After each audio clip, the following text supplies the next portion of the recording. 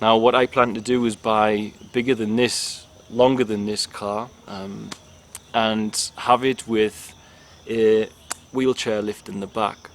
Now then, instead of needing a business model where we are waiting for people to come and hire that car to book a safari with us who have a disability, I have already begun talking to other operators in the country, other tour guides, other safari companies, you know, sort of holiday agents, etc., lodges, to find out how often they have inquiries about disabled safari, and all of them have had them at some point or another. Now there's no reason someone with cerebral palsy who needs to be in a specialist chair shouldn't have, hello Aslan, shouldn't have the opportunity to go and see safari.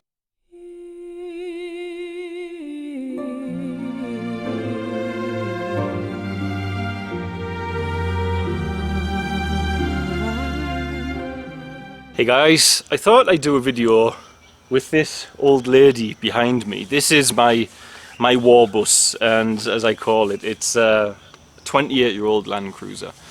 Now, I put that there because we are pushing for stability, income, social enterprise. Now, I've started in my spare time on my own, beginning to build and plan the Maasai Tours, which is going to be our tour operator here in Tanzania, which is fully for supporting the children and making it sustainable. But part of that is the 1,000-strong army and getting the support to make this push for sustainability. And I thought, I'm going to have to explain to you all some of these plans so it's super clear. And one of the plans I want to talk about is involving cars like this in the tour company. Now, the exciting thing for me is Share Tanzania was built with every single day no ability to plan. I didn't plan Feather's Tail to be built, I didn't plan Angel's Gate to be opened, didn't expect to have an animal rescue here. Children's Fund just happened because it was the answer to a need, and everything was always the answer to a need, there was no planning. Well, I have an answer to a need here, but I can plan it for the first time. And I know, without being egoic, you know, I have a certain level of skill. You can't build from scratch something like that. Now, I'm not putting it on me because it's all God's show. But God used my hands and feet to do it, and that's important. And my mind, you know, my approach to things. And it's important that going forward I realize what tools I have, and myself as a person, my functioning, the way I think, the way I can foresee things, all of these gifts I've had from God, my intuition even, are all things that I categorize as putting in my toolbox to go forward. So going forward, we can plan, and that's exciting. And one of the plans we have, so as you're fully understanding that this is very well thought through and investigated over years how to do this. And that's why I don't let any negative naysayers around me. I don't think you can do that is not something I ever want to hear.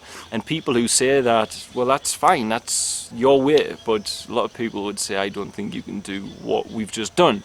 We are now caring for more disabled children in Tanzania than anybody else. 3 years ago, we didn't exist in that capacity. So what does that tell us about how to drive into things, you know, have faith, have trust, and push into it. We can't all live our lives as you know, without making any moral judgments, basically, as anthropologists. We can't live that way. You know, we have to, for me, doing what I do, I have to live in a different way. So, with a vehicle like this, for example, an old vehicle, what I plan to do is convert some of them to be self-drive. There are no self-drive safaris here. What that means is you'll be able to hire the car, drive it, have a GPS set out if that's what you want, and you'll have a preset journeys, routes that you can take solo, with your partner, with your family. On the roof will be a tent that opens up, and the GPS will lead you to secure areas where you can camp, places where we've set up for tourists to go, either in areas with security walled compounds, Maasai warriors, whatever it's going to be. And you do your own safari, you see Africa on your own in the car. Of course, there's an emergency hotline if you need help, etc. And then the other beauty of that is we can also operate when we don't use those vehicles in other areas of Tanzania. There are areas that are so undeveloped. To drive out there with the cars, there's nowhere, it's so far to drive and there's nowhere to stay, we can't go. With a vehicle that's converted, we can drive out, stay in the vehicle, we've got water, we've got solar power, we're safe. There's a lot of places, no mobile phone signal here. You're really talking about going into quite isolated, dangerous areas of the natural world to get to people, especially the disabled is what we're targeting, who are in dire need of support. So that's one thing, and now there'll be obviously income from people hiring, and also I'll be able to add in the tribal side of it. I've got so many, as you all know now being mass, I've got so many options that a normal tour company doesn't have. Now, the other thing is something I've had as a long time wanted to do, and that is there are lots of safari companies here, and the vehicles themselves are an asset. They can be hired out daily. But one thing that is not here are disabled safaris.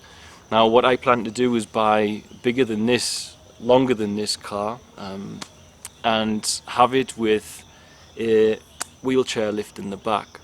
Now then, instead of needing a business model where we're waiting for people to come and hire that car to book a safari with us who have a disability, I have already begun talking to other operators in the country, other tour guides, other safari companies, you know, sort of holiday agents, etc., lodges, to find out how often they have inquiries about disabled safari, and all of them have had them at some point or another. Now, there's no reason someone with cerebral palsy who needs to be in a specialist chair shouldn't have, hello Aslan, shouldn't have the opportunity to go and see safari. Now, I know from our kids that it's been very, very difficult to be able to set up safari. Hello. Say hello. It's been very difficult to set up safari, and even in doing the safaris we did, we had to lift the kids out of the roof and everyone's shoulders and arms were aching, so even for children too.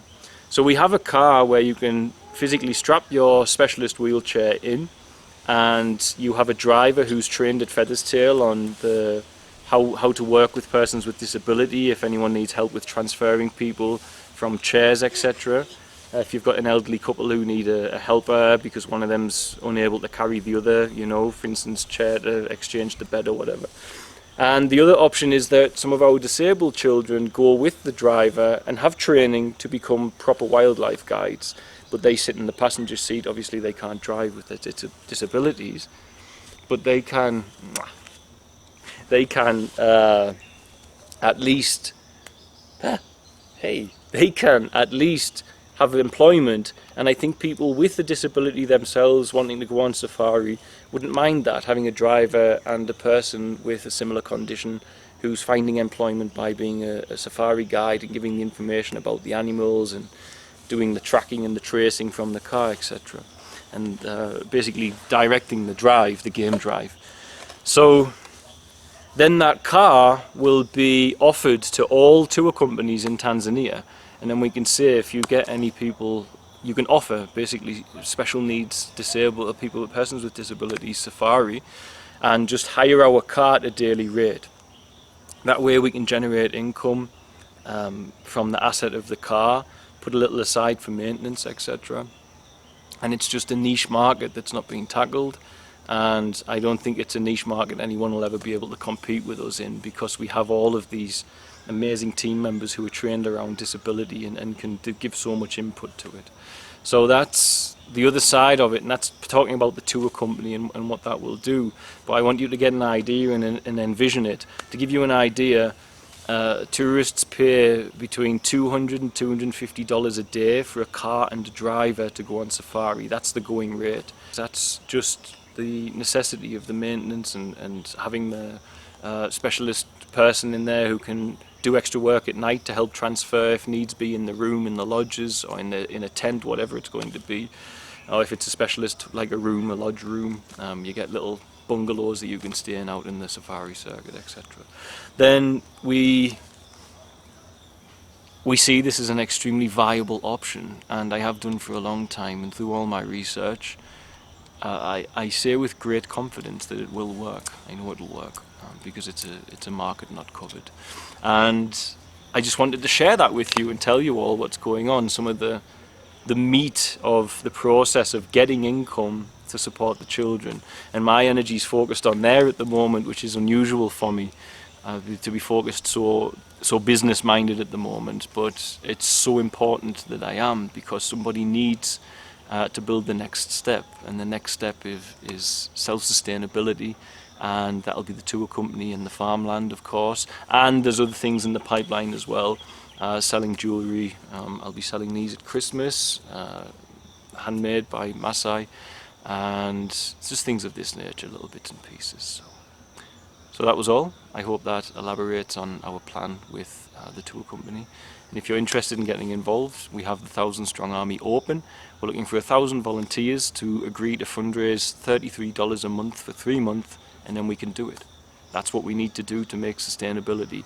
Then with that, we can feed our kids without asking for donations. Any extra donations we receive on top of that will improve the quality of life, allow for more children, or we can just let those donations fizzle out and be food self-sufficient, and we could then say that we don't need a percentage of our income anymore. That's not a good way to look at it, but it's a beautiful way to reflect upon it.